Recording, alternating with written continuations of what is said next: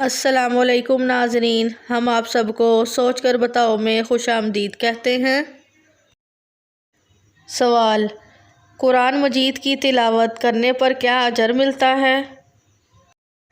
جواب: ہر حرف کے بدلے 10 نیکی۔ سوال: معراج کی رات براق کی لگام کس کے ہاتھ میں تھی؟ جواب: حضرت جبرائیل علیہ السلام کے۔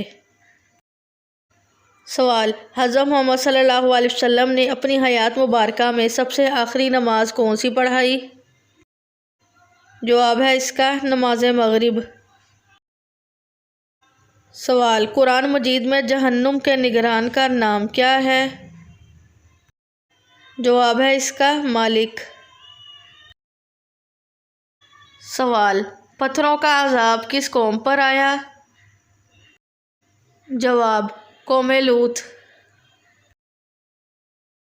سوال: کس جانور کا جھوٹا پانی پاک ہے؟ جواب: گائے، بکری اور گھوڑا۔ سوال: حضرت آدم علیہ السلام سے پہلے اللہ نے فرشتوں کو کہاں بسایا تھا؟ جواب: آسمان پر۔ سوال: گھر میں کس جاندار کا زیادہ ہو جانا جادو ہونے کی علامت ہے؟ جواب ہے کسی جاندار کا نہیں، یہ لوگوں نے اپنے سے ہی من گھڑت کہانیاں بنائی ہوئی ہیں۔